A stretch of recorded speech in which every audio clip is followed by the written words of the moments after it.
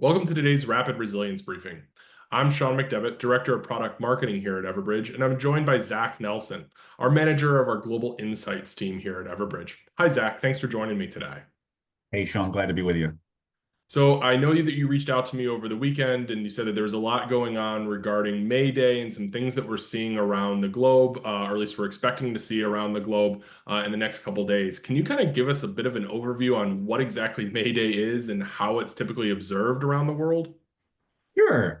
So May Day is commonly referred to as International Workers' Day, or a lot of countries just call it Labor Day, but it's observed in about 160 countries around the world, and it's most governments recognize it as a public holiday.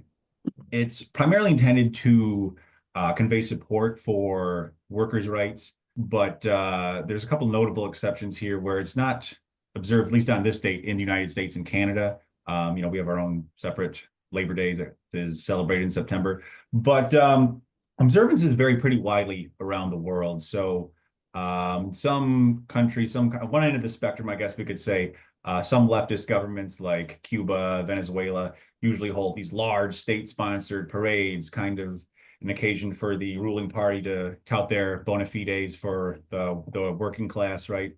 Then in countries, regions, I'll say, with particularly strong labor movements like Latin America, a lot of Western Europe, this is where we'll see a lot of large-scale demonstrations.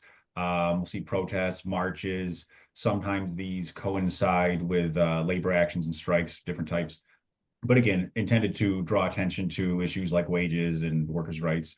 Elsewhere in the world, see a lot of variation. It's not, you don't see really big protests so much in most of sub-Saharan Africa.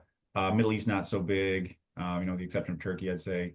Again, a lot of variation in Asia Pacific, with Australia usually seeing the most there. One other kind of wrinkle in the mix is that a lot of times groups with differing agendas, differing causes, will use the occasion to kind of draw attention to their grievances, right? They might kind of attempt to co-opt it a little bit. That's where we'll see kind of the biggest concerns emerge usually. Okay, so that makes sense. So I think I heard you say roughly 160 countries have some version of this celebration coming up.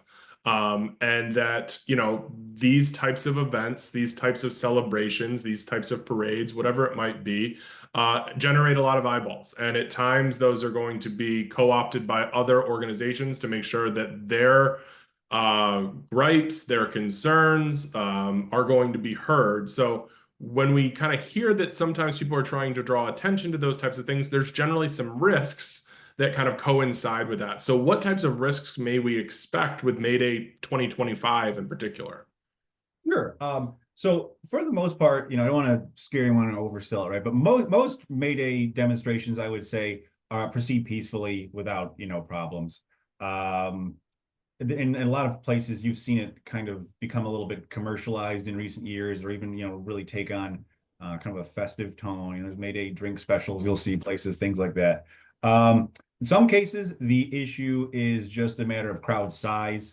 When you're seeing these turnout hit, thousands of people, there's some inherent risks there. There might be some bad actors, some agitators, but a lot of the risk, I would say, is in the it's a matter of travel disruptions, right? You can have these big crowds. Sometimes you'll have streets get shut down. You'll need to have a big police presence deployed, just crowd control concerns.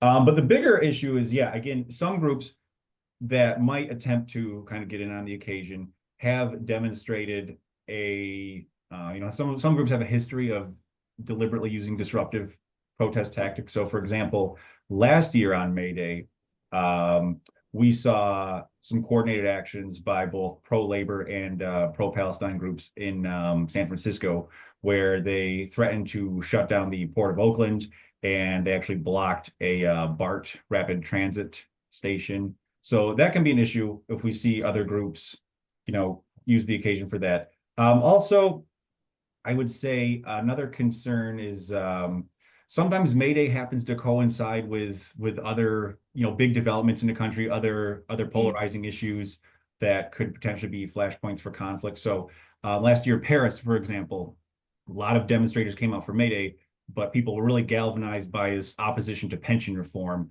So it kind of kicked it Mm. into overdrive. We saw, some riots erupt in Paris. We saw clashes with police wounded, lots of arrests.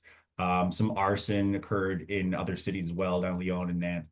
So just concerned there. And then lastly, with the risk, I'll say it can be elevated too if we see authorities try and proactively ban protests, right, or announce they're not going to Mm. allow anyone to gather in some symbolic locations.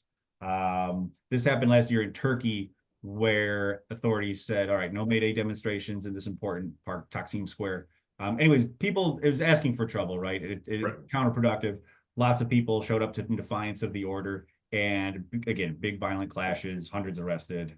So just be on the lookout for that kind of thing. Yeah, no, I think that makes sense. And so, anytime you have large gatherings, right, you have an opportunity for bad things to happen, right? We saw that just a couple days ago in Vancouver, which I know that situation is still trying to develop on whether or not, it was a bad actor or what, if it was just an accident. But, those things, anytime there's large gatherings, we have those risks. I talked to James Burr, one of our senior analysts here at Everbridge, just a couple weeks ago about all that was going on in terms of political and civil unrest in Central Europe in particular. So if we've already seen those kind of heightened tensions, and now we have a galvanizing event in May Day that some organizations may try to take advantage of, we're probably going to see even more of those things take place. So, how can businesses and travelers really prepare for May Day related disruptions? Is there specific things that organizations need to be telling their travelers they need to be thinking about in terms of how they operate? Yeah. So I would say the your your primary I'd say the locations that are most vulnerable are going to be kind of usually dense urban centers. And the sectors that I'm most concerned about would be first of all probably like retail and hospitality, right? Again, locations that could be located near these hot spots for protests, like central plazas, big parks, again, downtown areas where protesters like to, congregate, hold their demonstrations. So I would, in these cases, I would probably, so like in the hospitality situation, inform guests of what's going on. I would, cases like retail, I would secure storefronts, maybe have contingency plans in case things do start to escalate, have a plan to shut down early that day. Other businesses around there, you might want to consider things like adjusting work schedules, having some, flexible work from home if that's Mhm. possible. And if you're traveling too, I just, stay involved, stay informed. Public Right. transportation schedules can change. Sometimes routes get modified or, they won't operate if, through urban centers if there's a big event like that going on. And if you're just also too, out of an abundance of caution, I typically advise to just avoid ongoing protest activity as much as possible. Just Yeah. to, don't take the risk. Don't try and get caught up in that. Even at peaceful events, large crowds can, pretty rapidly turn unruly.